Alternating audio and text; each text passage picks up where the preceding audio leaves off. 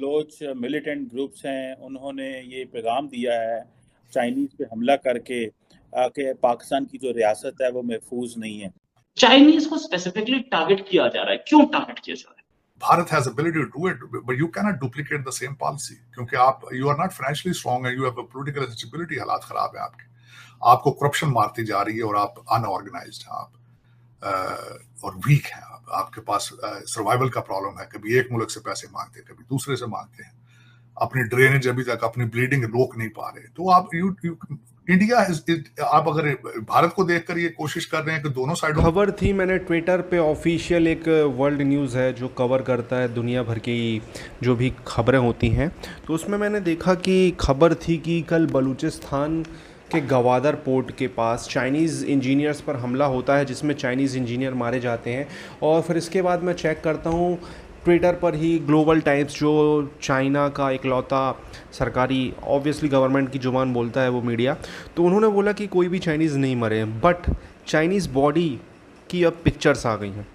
पहले पूरा वीडियो देखते हैं, वीडियो के बाद बताते हैं कितने बड़े झूठे हैं चाइना के लोग और चाइना की करंट गवर्नमेंट। मैं मिलता हूँ। मिलिटेंट ग्रुप्स हैं, उन्होंने ये पैगाम दिया है चाइनीज पे हमला करके कि पाकिस्तान की जो रियासत है वो महफूज नहीं है। चाइनीज कॉन्वॉय है, उनकी गाड़ियां जा रही हैं, तो उसके ऊपर हमला होना बहुत अलार्मिंग न्यूज़ थी। यही वजह है कि CNN से लेकर द गार्डियन और तमाम अल जजीरा से लेकर हर जगह पर ये वाली खबर पब्लिश हुई। और उसमें जो है फिर उसके बाद क्लेम की गई रिस्पॉन्सिबिलिटी वो किसने क्लेम की? वो BLA की तरफ से, जो ग्रुप है उस तरफ से ये रिस्पॉन्सिबिलिटी क्लेम की गई कि उन्होंने ये किया। जो चाइनीज एम्बेसी है और वहाँ की हुकूमत है उसकी तरफ से भी स्टेटमेंट्स आती हैं। और इस वक्त मेरे सामने चाइनीज़ एम्बेसी ही ओपन है, सिर्फ चाइनीज़ एम्बेसी नहीं बल्कि इसके साथ जो उनका ग्लोबल टाइम्स है, उनका मीडिया, वहाँ पर भी इसके लिए सारी तफसील पब्लिश हुई। ख़ास तौर पर इंडिपेंडेंस डे 14 अगस्त, उसके से पहले 13 अगस्त को उससे एक दिन पहले ये हमला होना और इस तरह की सूरत हाल, ये काफ़ी ऐसी सिचुएशन है जिसको देखने की ज़रूरत है। ये कोई अच्छी चीज़ नहीं है और जो एक अरसे से ये चलता आ रहा है वो सिलसिला जो है वो अभी तक खत्म नहीं हुआ बल्कि बढ़ता चला जा रहा है।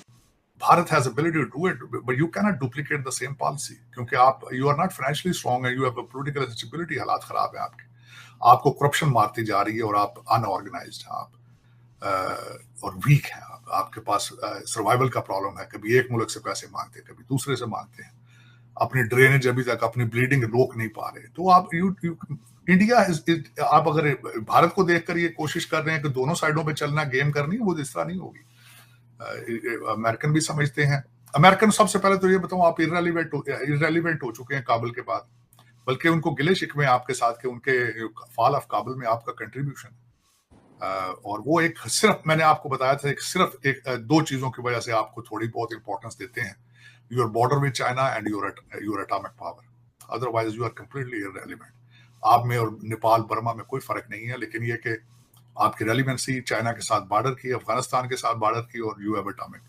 अदरवाइज हो सकता है आपको वो सलाम पंजाब ही नहीं लेते, वो पंजाब फिर भी देखे ना, अमीरुल मोमिनीन तड़पते रहे 3.5 साल, वो जो बाइडेन ने कहा ही नहीं की। ये तो आपकी रेलिवेंसी है। एक हमला हुआ चाइनीज वैन्स पे, चाइनीज इंजीनियर्स पे जो कि काम करने जा रहे थे ग्वादर पोर्ट में, पाकिस्तान के बलूचिस्तान के ग्वादर पोर्ट में। इस हमले में 4 चाइनीज नेशनल्स मारे गए हैं और 9 पाकिस्तानी मिलिट्री के आदमी मारे गए हैं। ये हमला BLA बलूच लिबरेशन आर्मी की मजीद ब्रिगेड ने किया था और इसमें चाइनीज इंजीनियर्स मारे गए, 4 चाइनीज इंजीनियर्स और 9 पाकिस्तानी मिलिट्री के पाकिस्तानी आर्मी के पर्सन। ये हमला जो है, ये हमला बहुत सीरियस इशू है। चाइनीज इंजीनियर्स जो थे वो बीजिंग फाइनेंस ग्वादर प्रोजेक्ट पे काम कर रहे थे और जिसने हमला किया ये मजीद ब्रिगेड है, बलूच लिबरेशन आर्मी की मजीद ब्रिगेड, जो कि आत्मघाती हमला करती है। इसके जो 2 हमलावर थे, एक थे नवीद बलूच एलियस असलम बलूच जो कि दश्त निगोर से थे, दूसरे मकबूल बलूच एलियस कायम बलूच कयीम बलूच जो कि गेशवर अरवान से थे। इसी प्रेस रिलीज में लिखा है, साथ में ये भी लिखा है कि मजीद ब्रिगेड ने जो टारगेट किया था इसमें 23 चाइनीज थे, जिसमें से 4 मारे गए। चाइना गुस्से में है। आज खैर उसकी एक्सट्रीम है, आप उससे अगले लेवल पे जा चुके हैं। जो अगले दिन ब्रैडफोर्ड के अंदर किसी ने पाकिस्तान के कॉन्सुलेट से झंडा उतार के वहां PTI का लगाया है, ऑन कैमरा हमारे जो है ओवरसीज कई जो पाकिस्तानी है, पाकिस्तानी पासपोर्ट फाड़ रहे हैं, सुबह शाम गालियां दे रहे हैं जर्नैलों को। और जर्नैल कौन है यार? पाकिस्तानी है वो, आपके बहन भाई हैं। और कौन है वो जर्मन है कोई? जब पूरे का पूरा सिस्टम ही खराब है, जब पूरे की पूरी, देखिए इसमें मैं हमेशा एक चीज बिलीव करता हूं, जब चीमा साहब, जब आप हिस्ट्री पढ़ते हैं, पॉलिटिकल साइंस पढ़ते हैं, जब भी कौमें किसी इन हालात में से जो कौमें तरक्की करती हैं, लीडर होता है, आगे लेके जाता है, लीडर लेके जाता है। आप नेशनलिज्म की सबसे बड़ी मिसाल मैं समझता हूं इस दुनिया की, आपके पड़ोस में है, मोदी साहब ने जो दी है नेशनलिज्म, उसको उसमें से अच्छाई ढूंढने की कोशिश करें कि उन्होंने नेशनलिज्म का टीका किस तरह लगाया अपनी पूरी कौम को। हर हिंदुस्तानी जो है उसके लिए प्राइड है इंडिया जो है। मैं आज को उसके एक और मिसाल लेता हूं। आपका 8 लाख बंदा माइग्रेशन कर चुका है ना, लीगल। कनाडा और दूसरे ममालिक में से इस वक्त भारतीय वापस भारत जा रहे हैं, क्योंकि वो समझते हैं कि वहां जाएंगे, वहां आमदन अगर कम है लेकिन खर्चे भी कम है, फिर वहां पे अपॉर्चुनिटीज हैं उनकी।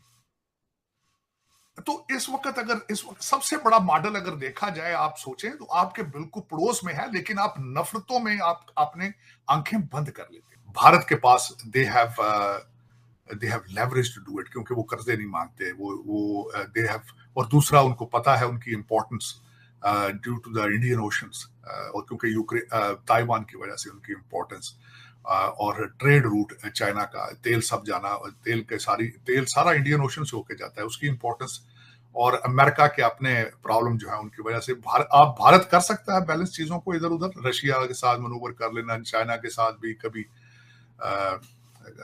उनके साथ मुख्तलिफ किस्म के जो उनके प्लान चल रहे हैं, एक्सरसाइज, जिस तरह मालाबार की इस वक्त एक्सरसाइज हो रही है ऑस्ट्रेलिया में। चाइना पहले भी इनके आर्मी चीफ को अपने पास तलब करके बोल चुका है कि हमारे ऊपर हमले कैसे हो रहे हैं। इससे पहले एक सारी बलूच नाम की एक लेडी ने चाइनीज पे हमला किया था, आत्मघाती हमला किया था, उसमें चाइनीज 4 मारे गए थे, ये भी मारे गए हैं। चाइना हमेशा से बोल रहा है, इससे पहले इनके दासू प्रोजेक्ट पे भी हमला हुआ था, वहां पे भी इंजीनियर्स मारे गए थे। चाइनीज को स्पेसिफिकली टारगेट किया जा रहा है। क्यों टारगेट किया जा रहा है? ये भी देखने वाली बात है कि बलूचिस्तान में और खैबर पख्तूनख्वा में चाइनीज के खिलाफ कितना स्ट्रॉन्ग माहौल बना हुआ है। इतना स्ट्रॉन्ग माहौल बना हुआ कि चाइनीज पे हमले हो रहे, और इंटेलिजेंस यानी कि वर्ल्ड की नंबर 1 इंटेलिजेंस को कोई भी लोकल आदमी बताने के लिए तैयार नहीं है कि यहाँ हमले हो सकते हैं और ये लोग हैं जो अटैक कर रहे हैं। सीपीईसी की हालत तो पहले ही कम्प्लीट थी, सीपीईसी पहले से ही पैक था, इस हमले के बाद तो और पैक होगा। जब कराची में सारी बलूच ने हमला किया था, उसके बाद चाइनीज एक एक करके निकलना शुरू हो गए थे। ऑन एन एवरेज हर दिन एक हो रहा है, ऑन एन एवरेज डेली एक हमला हो रहा है, बलूचिस्तान और खैबर पख्तूनख्वा मिला के। और उससे ज्यादा कई बार तो एक डेली एक हमला बलूचिस्तान में ही हो जाता है, हर हफ्ते में 7 दिन में 7 ये सिचुएशन है। लेकिन तो दोस्तों, बलूचिस्तान लिबरेशन आर्मी BLA की वजह से जो चाइना पाकिस्तान इकोनॉमिक कॉरिडोर है, मुझे नहीं लगता कि ये कभी कंप्लीट होगा। BLA ने इतने चाइनीज़ मारे हैं कि चाइना वाले अब ये छुपाने पे मजबूर हैं। छुपाने की बेसिकली वजह ये है कि अगर ये न्यूज़ कैसे भी चाइना में फैल गई तो चाइना से कोई भी वर्कर्स, इंजीनियर्स या जो भी इस प्रोजेक्ट पर काम करने वाली टीम है वो पाकिस्तान नहीं जाएगी। तो इस वजह से वो छुपाते हैं। हालांकि चाइनीज़ तो इतने बड़े दोगले हैं, उनके सैनिक मारे जाते हैं तो वो बताते नहीं कि हमारे सैनिक मारे गए। फिर सैनिकों की लाशों की फ़ोटो और उनकी कब्रों की फ़ोटो आ जाती है दुनिया के सामने। ऑब्वियसली आज के टाइम पर आप कितना भी लॉकडाउन और फलाना ठिकाना चीज़ें पाबंदियाँ लगा लो, लेकिन सामने सच्चाई आ जाती है। कल की जो है, अब चाइना ने एक बुलेट प्रूफ बस की फ़ोटो डाली ग्लोबल टाइम्स ने कि इसमें देखिए कोई अटैक नहीं हुआ, ये और वो, मतलब अंदर कुछ नहीं हुआ, लेकिन लोग मर गए हैं।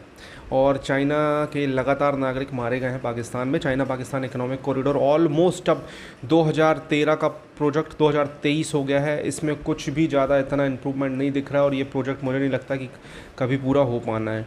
और पाकिस्तान में ये प्रोजेक्ट के बाद अब दुनिया की दूसरी कंपनी भी शायद पैसा फंसाने में इंटरेस्टेड हो। ऑब्वियसली बलूचिस्तान के लोग जो हैं, जो लड़ रहे हैं आज़ादी के लिए, वो ये सोचते हैं कि हमारे यहाँ के रिसोर्सेज अगर कोई दूसरा ले जाएगा तो उसको तो हम मारेंगे। पाकिस्तान के गवर्नमेंट या पाकिस्तान के अंदर इतनी कुव्वत तो है नहीं कि वो इतना बड़ा कोई प्रोजेक्ट का सोच भी सकें बनाने का। ऑब्वियसली चाइना ने एक सोचा कि यहाँ से ऐसा करेंगे तो ऐसा कुछ होगा, तो वैसा होगा, तो ऐसा होगा, लेकिन कुछ नहीं होना है, अब आप समझ जाओ। तो दोस्तों कल है 15 अगस्त, आज है 14 अगस्त और 11 अगस्त को बलूचिस्तान आज़ाद हुआ था ब्रिटिश हुकूमत से। ये आपको इतिहास की जानकारी बता दूं। और 15 अगस्त के दिन भारत पाकिस्तान दोनों आज़ाद हुए थे। हालांकि आज़ादी के 2 वर्ष बाद इन्होंने पाकिस्तानियों ने अपना इंडिपेंडेंस डे ऑटोमेटिकली शिफ्ट कर लिया। और मतलब मैं आपको बताना चाहता हूँ 47 के बाद 48 और 49 का इन्होंने 15 अगस्त को ही सेलिब्रेट किया, बट 50 से इन्होंने ऑटोमेटिकली 14 अगस्त को सेलिब्रेट करना शुरू कर दिया और इन्होंने अपना पुराना जो नेशनल एंथम था वो भी चेंज कर लिया। दोस्तों आपको और आपके परिवार को आज़ादी की शुभकामनाएं। हालांकि मैं अब आज़ादी को लेकर उतना खुश नहीं होता हूँ, क्योंकि मैं सोचता हूँ कि काश उस टाइम पे ये जो पार्टीशन हुआ था, एक तो हुआ था जब मुसलमानों ने अपने लिए प्रॉपर एक मुस्लिम मुल्क की डिमांड की थी, तो फिर सभी को वहाँ पे जाना चाहिए था। क्योंकि जब मैं नूह देखता हूँ, मैं भारत के ऐसे कई हिस्से देखता हूँ जहाँ पर ऐसी नौटंकी रोज़ रोज़ होती है। हर 6 महीने 2 महीने में कहीं पथराव हो रहा है, कहीं उज्जैन में अगर कावड़िया निकल रहे हैं तो उनके ऊपर कुल्ला किया जा रहा है, थूका जा रहा है। तो इस तरीके की घटनाएँ देख के लगता है कि यार फिर पार्टीशन प्रॉपर तरीके से होना चाहिए था। आपको क्या कहना है? कॉमेंट